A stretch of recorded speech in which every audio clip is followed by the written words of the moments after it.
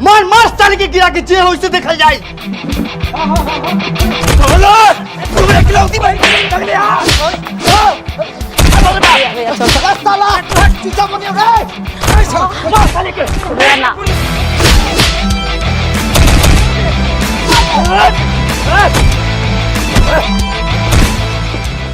साला सा तो नहीं मानवे की दिखाई हम अपन गुंडाई। झंझर सिंह औकात में छुदर महतो के गांव के मुखिया बानी भालू भगत उर्फ मर्द मुखिया। मर्द मुखिया तो इस साला सा हमको मारेगा। जवान लड़का लड़की है सूझ पूछ कर भागे है। पूछ हमार कबूतरी से ये करला लड़का लड़की के बोलेला लोगन एगो त एक नी कुत्ता बिलाई लेखन लड़ता समझ में आवता आ तोहनी का ई गोलिया ऊपर ना मार के एको तोहनी के गाड़वा में मार देती तो कैसा लगई।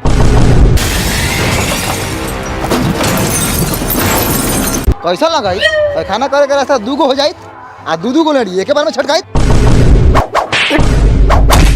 का रे तोनी के गु के गिजल खत्म हो गेलो के तो 2 मिनट में यहां आओ ना तो एगो बम फेंकम तोनी सारा गोरा वही लंग साफ हो जाइबे।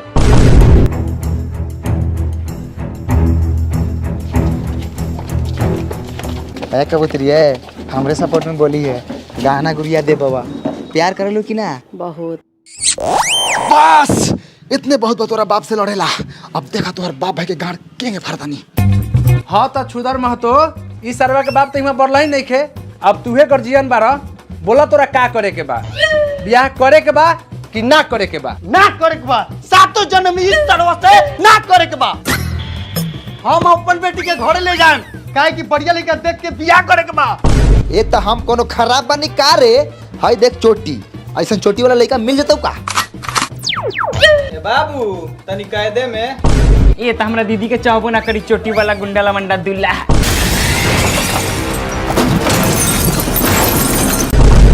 भैयो रे ऐसे काहे बोलता र हमरा तो चाहे। सुनत न मानी विधायक जी छोड़ी के बाद तुमको लाज लगता है कि ना बोले में। लाज लाज तक काले खत्म हो गए। किराया के रूम ले ले रही वो 18 घंटा ला। ए साला आज तोरी बहन करा के मुआ दे हम।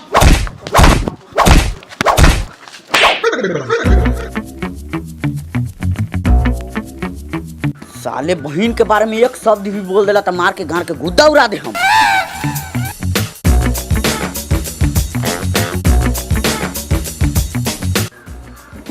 अच्छा बताओ लोगन ये बहन चोदवा काम बढ़िया कैलक ह।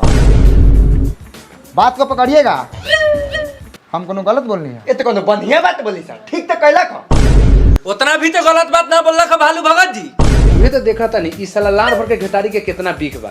ए तू एगो धमसा के मार और बात खत्म कर। आवा हो हमर बनरा सार फाड़ दी तोहर गार। हई थोड़ा मुक्का में चुम्मा मारा। हाँ बहन के बदवा भाई के लागल है।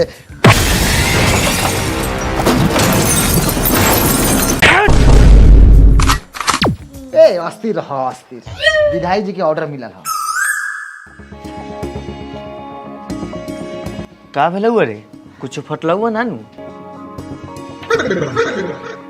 ए बहुत बेल छिया लेदार अब शांत रह सब। अब हम लड़की से पूछा था नहीं अब बीच में कोई सार लोग ना बोली। ए लड़की तू सोच समझ के बोल तोर लास्ट फैसला का बा।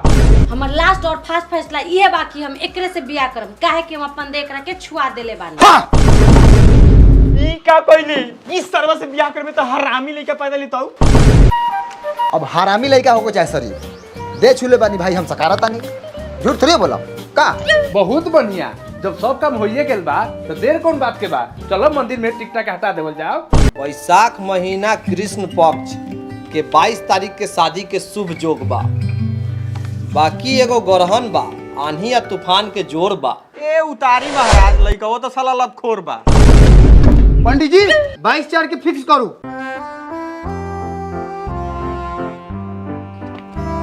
दिन फिक्स हो गेल तो सब केहू चले के मीट मछली डीजे पंडाल के साटा बनाओ।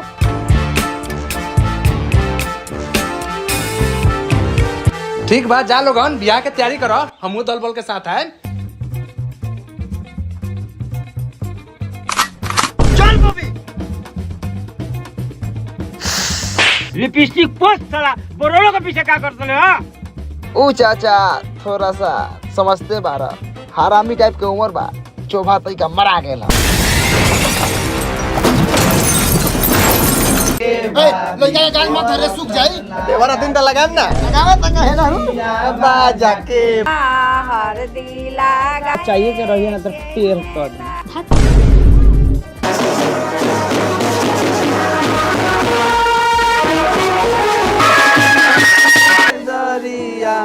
ए हो हुआ के झूले। अय मछली में मरचा हुक डाल कि साला बरतिया 1 से 2 पीस खा न पाए। नमक डबल और नमक मरचा डबल रही तबे बरतिया लोग कम खाई। हाँ 1 किलो मछली में पूरा लोग के हटावे के बाद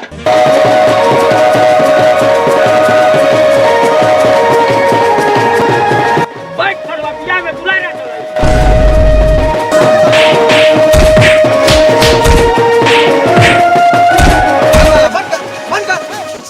बताओ ये साला विधायक खड़ा बा, मतलब विधायक जी खड़ा बाड़न, मुखिया जी खड़ा बाड़न, दरोगा जी खड़ा बाड़न, तब वही साला से मार कर लेलक। ए दरोगा साहब प्रणाम। प्रणाम प्रणाम। ई साला गवजुआ बरतिया के कमजोर बुझता, लेकिन ई बात तो जानता नहीं थे कि जब बरतिया से लागी बाहे तो थाहे न चली कि भागी के माहे। अरे साला हमरा के होई कथी कइले बड़े। केतनो सार बरतिया लोग आई हन तो गवजुआ से गजवा के ही जई हन। वाह मेहमान गजाई रे वो याद बा। ज्यादा मत बोल फालतू, जाके सीधा रोड पे बैठ। दामाद बने वाला बारे दामाद लेकर आओ। ए लार पे बदलन तोरा लेकिन ससुर। मुखिया जी सोई में 2 किलो चोट बारन सौ लियाल बनी बंदूक मर्दी का 2-4 गोरा के गोली। साफे लड़ बताहे बानी का दे बचाऊ दे, हम कौन बाचल बानी, हमरा देह पर कितना चप्पल जूता चल गया। सुन ली दरोगा साहब, ये गांव में खाली गवजुआ ना चला, बरतिया ना। अगर केहू बरतिया सर नाच देल त हमार तो निश्चित बा केहू सर से ना रोकाई। हाँ ए बाबू केहू सार से तो ना रोकाई, लेकिन हई तहार बहन के फतार से रोका जाई। नाचल पर करे साले बरतिया के रस बरतिया के बाजा आ फिरिये में बना तेरा राजा। चलू दरोगा साहब चलू। ए हट साला जाके बैठ। साला नौकरी के घमंड हो गल बा एकरा। हां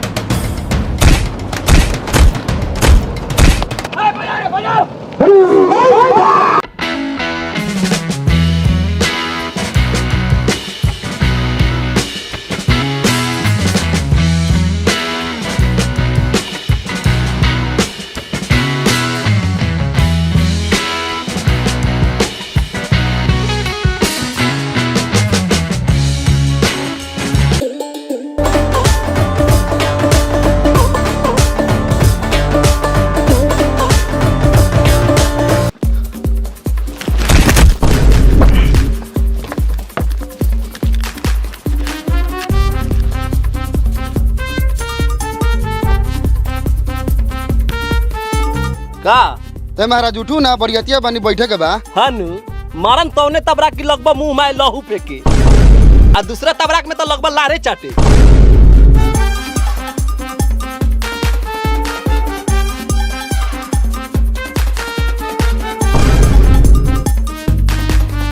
भाइयों रे गर्मी से तो पूरा गाड़ गरमा गेलो। बाबूजी थोड़ा गर्मी से बेचैनी होता, थोड़ा पंखा डोलवा दिया। बुआ जी पंखा तो नहीं खे, खाली डंटा बा, कहूँ तो डुलवा दी। हट साला सीधा।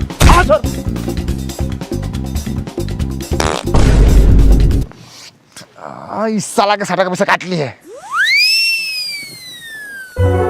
मुखिया जी बाकी सब होत रही, अब नाश्ता पानी चलो। कहे के मतलब बा कि नाश्ता के व्यवस्था नहीं खे, पानी मिल जाई लेकिन उहो मंगावे के पड़ी। का रे नाश्ता के व्यवस्था नहीं के तो कोट भिजा के शादी होई। साला बरतिया कहलाता है, खाना पीना ही ना। अरे रुको आराम से हम बात करता नहीं। अरे नाश्ता की व्यवस्था नहीं के बेल। ये तो नाश्ता का बात हुआ था। अरे नाश्ता के बात होता है, ये तो मुनासिब बात नहीं हुआ। मुखिया जी बात को पकड़िएगा। ए हमर लार पकड़िएगा, एगो हम अपने भूख के आल बानी। नाश्ता तो करावे को ही, कोनो कीमत में करावे को पड़ी। ए कथी के नाश्ता कथी के तो नहीं करले रहले, खाना खियले रहले, खाना मिलता। देखा था नहीं कौन बहान जो दो नाश्ता ना करा होता।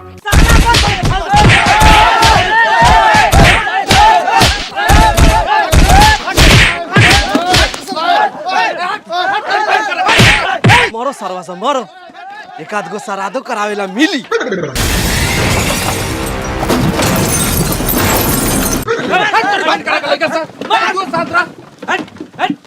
विधायक जी जबले बरतिया के नाश्ता ना मिली तबले शादी ना करब।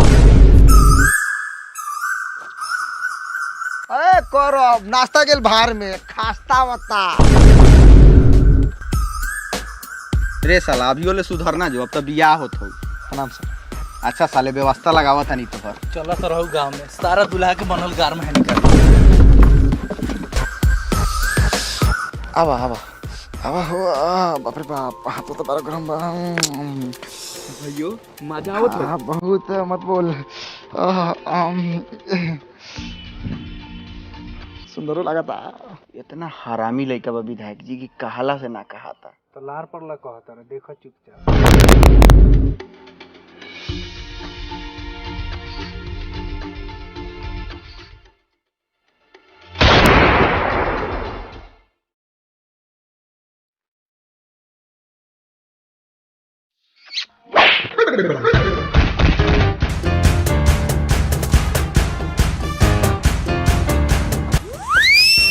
जा खिसिया गेल हो का। अरे हम तो जांचत रहनी है कि तोरा जलन होता कि ना भेल है जलन प्यार नजर आवता।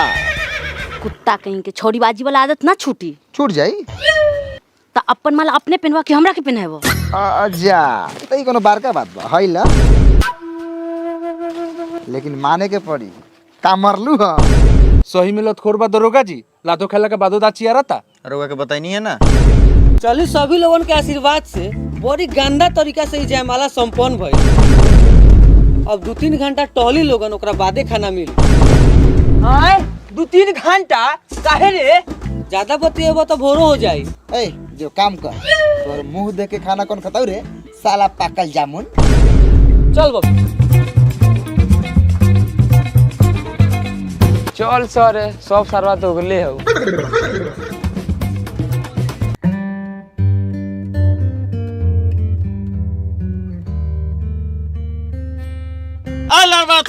खाने रे गांड लाते जाता रे पैसा लो। पैसा काठी के पैसा रे बरात में पानी पूरी के पैसा लागल है। वहां 14 लोगन यहाँ खाना छोड़ा के सब चीज का पैसा लागी। ये बेचारा पानी पूरी बचा के ले लगा था सोचनी हम बनतिया तो सब बेचा देता आ तो फ्री में का जाता रहा। करे सबसे तो पैसा लेके खियावत रे हमरो से पैसा लेबे का ना हराम के लेम ना पैसा। हनु अच्छा ललाज के रह जाता नहीं साले। एकर एड्रेस लिख ले कावना चौक पर ठेला लगावेला। ए कावना चौक पर ठेला लगावलिस रे। धर पैसा कान धर तानी आज के बाद इंसानियत पूरे बढ़ाता ही नहीं तो 2 बाप के रे साला तो 2 बाप के बोल नहीं बारे तो 3 बाप के चल साला सब जगह बोल जो ही रहलो।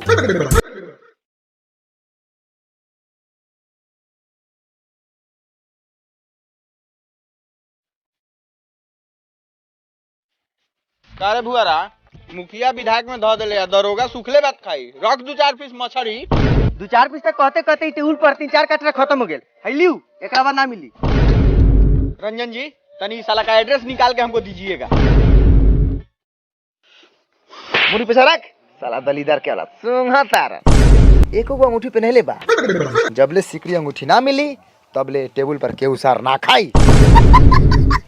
अरे मछली भात रखवा लेल बारा लोगन खात काहे ना बारा। दुल्हा बाबू ठनले हवा ई काहेला रे?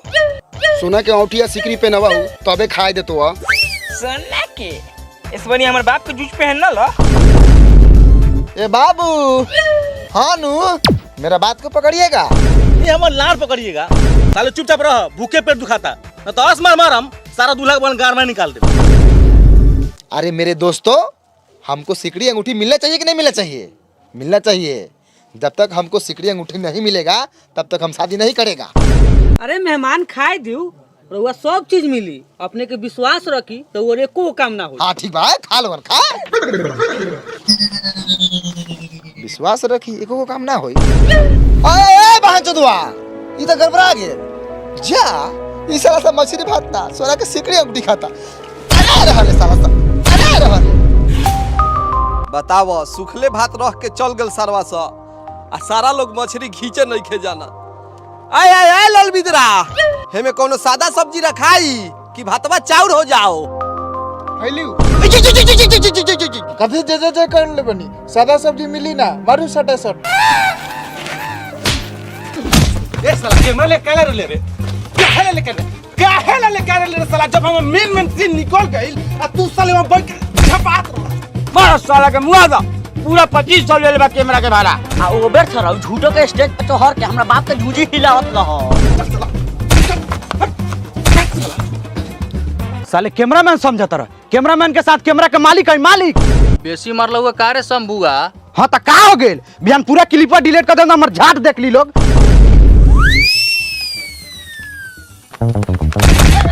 मार साला के मार के फाड़ दे चीर दे।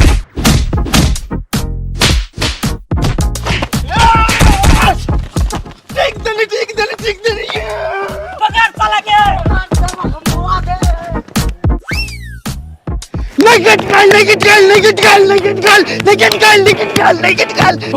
भैया रे कौन तेरी मादर चुदवा भौजी के मांगती के भागलवा।